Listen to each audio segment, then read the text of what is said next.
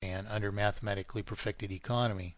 We erase that transaction and every transaction like it if we eliminate debt from the equation. We prevent that newlywed couple from taking ownership of a home that they can readily afford. We prevent that producer of the home from having a market that they could produce and be rewarded for $100,000 worth of their own production. So this is a very damaging proposition that money cannot be a debt.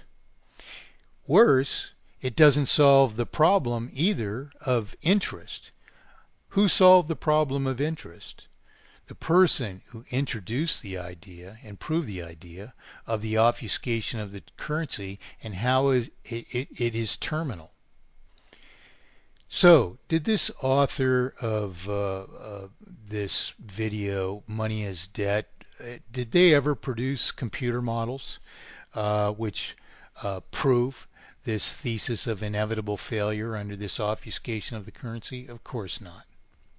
Who are they? We need to consider this. What is the quality and validity of this work?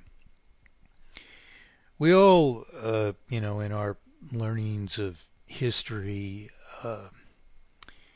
we're all familiar, for instance, with, in wooden ships delivered cargo to the New World, clipper ships, rounded the dangerous waters of Cape Horn, which are, often have 60 and 80-foot seas, and even, much worse.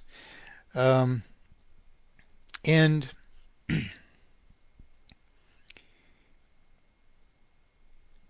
to let's say raise some kind of metaphor or analogy to what this video, Money is Debt, represents, and why anyone who actually is advocating an understanding solution would object to it. We could consider, say, an expectable event. Say suppose you were a passenger on a clipper ship, rounding Cape Horn, which of course is the southernmost tip of South America, and it has some of the most notoriously dangerous waters in the world. Tremendous storms and seas, very typical there, in fact.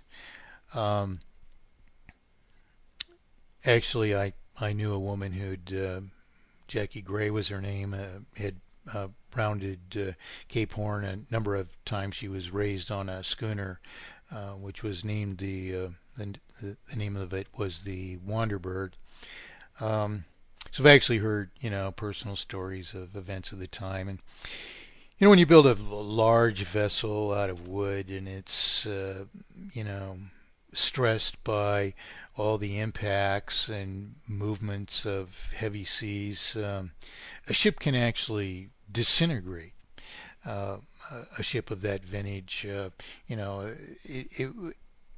was a great engineering feat to engineer these ships as they were. And often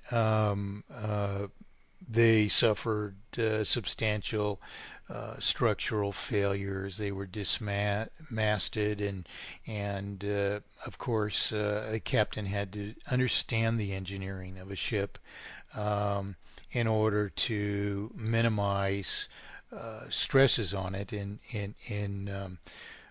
difficult conditions as you would encounter regularly.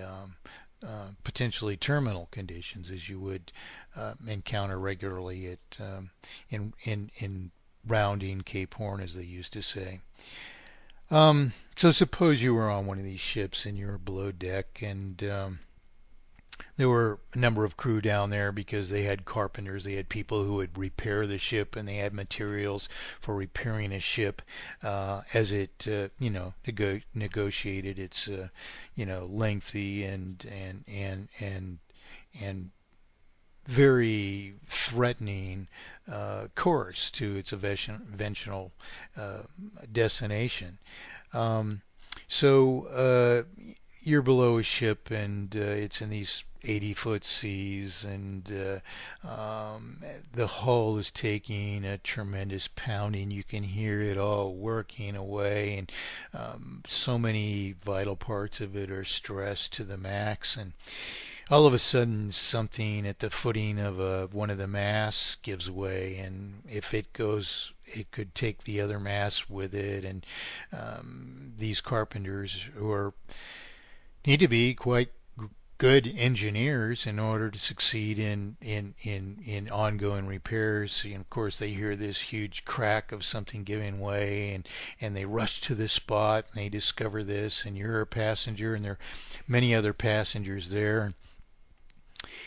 And the person who takes control of this event analyzes the circumstances that they're confronted with. They see what's given away. They see that it may hold in its damaged position for, they estimate maybe it could hold out for 20 minutes, but the best that they can do is to brace it up immediately, which might take 10 minutes, and then they can effect more permanent repairs to it once having it braced and secured in the position that it needs to be in, so that they can, say, replace what's broken, whatever.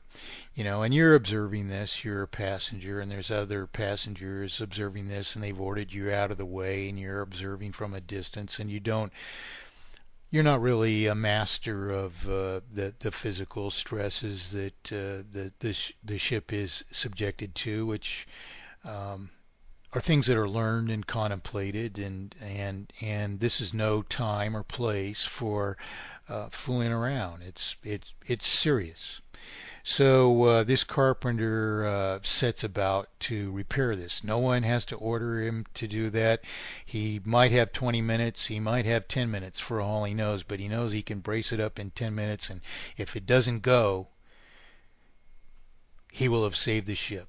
If this thing breaks, it's going to tear a bunch of other stuff apart, and all hell can break loose from that in these 80-foot seas. Cannot happen. So he acts immediately. He doesn't have time to explain this even to anyone. But the other carpenters who he yells for and join him understand immediately, and so he sends someone off to get some beams, and another person to get some kinds of fittings and maybe some rope and rigging, whatever, and he immediately dives in on this problem and is about to secure this broken footing of this mast or whatever in the 10 minutes. And indeed, as fate would have it, the broken part will last that long, and so in effect this carpenter has saved the ship. But all the stresses are from one side, and that's how he's going to brace up this work, from that one side. And if they were from the other side, as if the ship came about, the stresses would be imposed, that would be destructive. It would totally defeat these efforts to rescue this footing under these severe stresses. Seeing this, nonetheless, one of the passengers, a person near you, thinks, "My God, it would be help here if I notified the captain." So he runs up on the deck, and he goes to the stern of the ship, and he finds the captain there at the captain's quarters. He says, "Captain, It seems to me that the footings of the mast are broken loose, and these men are trying to brace it up from one side. Wouldn't it be better then if we came about so that it's not stressed in that direction? It looks like it's going to break at any time. The ship might, disintegrate, if so. And the captain thinks immediately, well, I have to act quickly. Thank you for notifying me of this. And he brings the ship about, and of course, this defeats the bracing that the carpenter had would have saved the footing. The mast breaks. The ship goes to pieces. Well, that's what we have if this idea that money as debt can damage us should prevail. And all of my plagiarists are taking it up today. So you have Bill Stills, Ellen Hodgson Brown, Stephen Zarlinga, Richard Cook, all these people who have never done the math, have never done the math right, didn't expose to you this, they didn't stand up in 1968 and say, no, this obfuscation of the currency is terminal. All you have is publishers of evidence of our promissory obligations. We don't have debts to banks, nor do we borrow money into circulation. Money is not a debt. It's an obligation to pay and to retire principal from circulation. It's a completely different thing. And unless we understand that, we cannot unite over solution. So it's very important for us to be careful in understanding what is a simpler thing. This Paul Greenone in this Money is Debt video goes on and on and on for an hour in what we explain, giving you a different explanation, not qualifying it, just saying that debt is the issue in the end for an hour. And so we have to understand this, and we have to put all of this into perspective in order to be resilient, to withstand all of these permutations of solution which people are raising, not to help.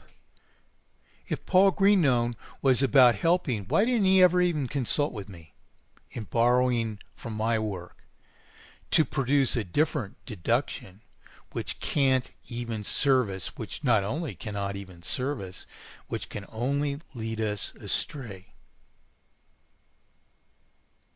Why are all these people standing up if they understand what solution is, when solution was produced over 40 years ago? And they have never even disproven, though they borrow heavily from my work. This entire video and the site of this man are peppered with my original terms, which are intrinsic to explaining the faults of pretended economy and a fact of singular solution.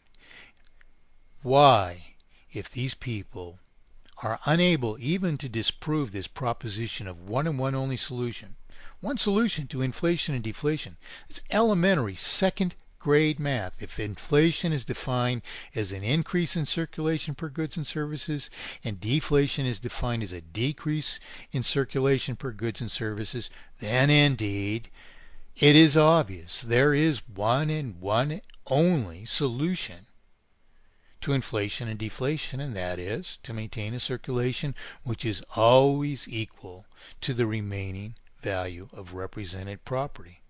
Likewise, there is only one way to accomplish that, and that is by this obligatory schedule of payment of mathematically perfected economy. Can any of these people disprove this? Absolutely not. Never have. You won't find a disproof of this simple arithmetic in any of their work. Why? Because they're plagiarists. They're trying to make a pile of money off someone else's work, pretending that they're an authority, and even to avoid plagiarism, offering you some preposterous notion, such as this idea that debt is your injury. Debt, principal, equal to what you are acquiring, somehow injures you. No way in the world can principal equal to the value of what you are receiving and consuming, can that possibly injure you?